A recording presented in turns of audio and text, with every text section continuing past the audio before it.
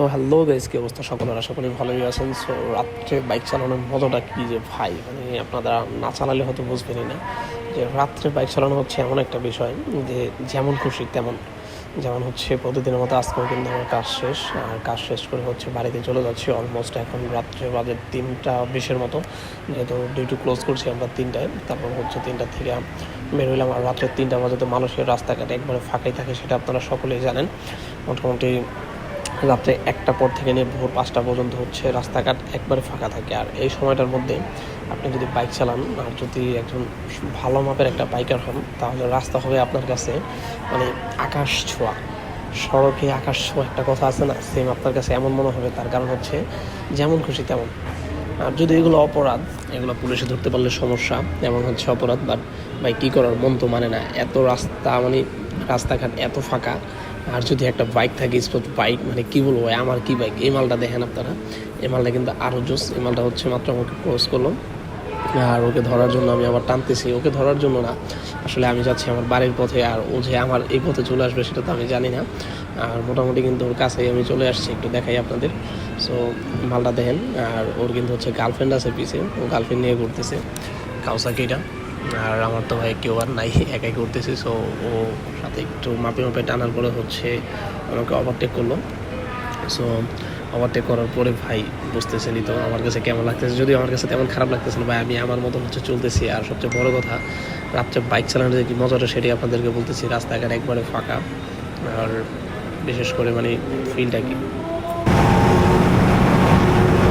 তো গাইস বিশ্বাস করবেন না, টানার সময় মনে করেন গাড়ি যখন 120+ স্পিডে, তখন যদি মনে করেন এরকম হেলমেটটা খুলে দিই, মানে কী বলবো ভাই, এত বাতাস আর এত ফিল, মনের যত দুঃখ কষ্ট আছে সব মনে করেন পালাই জায়গা। সবার মনে দুঃখ কষ্ট আছে, বাট বাইকারদের মনে হয়, আমার মনে হয় একটু বেশি। বাট যখন সে বাইক রাইড করে, সে এমনিতে সব কিছু ভুলে যায়, আমার কাছে যা মনে হয়। বাট বিশ্বাস করেন ভাই, এখানের ফিলটাই আলাদা। মানে রাস্তাঘাট এত ফ্রি, আর এটা বাংলাদেশের মতো না যে আপনার হচ্ছে বাইক চালাইতেছি, রাস্তার একদিক দিয়ে মনে করেন শিয়াল উঠলো, আরেক দিক দিয়ে আমার নিয়ে বের হয়ে গেলো, বা হঠাৎ করে কুকুর দৌড় দিল, বা হঠাৎ করে উশৃঙ্খলভাবে একটা গাড়ি চলে আসলো। আসলে এরকম না, সব কিছু শৃঙ্খলভাবেই থাকে। বাট তারপরও মাঝে মাঝে হচ্ছে হেলমেটটা খুলি, বাট এটা কিন্তু ঠিক না। এর আগে হচ্ছে এক ভাই আমাকে কমেন্টস করছিল যে এটার জন্য কিন্তু আসলে 5 বছরের পর্যন্ত জেল এবং জরিমানা হতে পারে মালয়েশিয়ায়। বাট ভাই কী আর করার, মন তো আর মানে না। সো যাই হোক, আমিও কম খোলার চেষ্টা করবো, যেহেতু এটা মালয়েশিয়ার আইনে একটা অপরাধ। বাট ভাই বিশ্বাস করেন, ফিলটা হচ্ছে অন্যরকম। যারা বাইকার আছেন তারাই বুঝবেন। মানে এক কথা আপনাদেরকে আমি বলে বোঝাতে পারবো না, মনের যত কষ্ট আছে সব হচ্ছে রাত্রে বাইক চালালে আমার মনে হয় সব চলে যায়, আর যেমন খুশি তেমন। মানে হচ্ছে হেলমেটের এই ভাইজারটা কতক্ষণ ইউজ করতেছি, কতক্ষণ বড় ভাইজারটা ইউজ করতেছি, ঠিক আছে, মানে যা খুশি তাই করতেছি, খুব ভালো লাগতেছে আমার কাছে।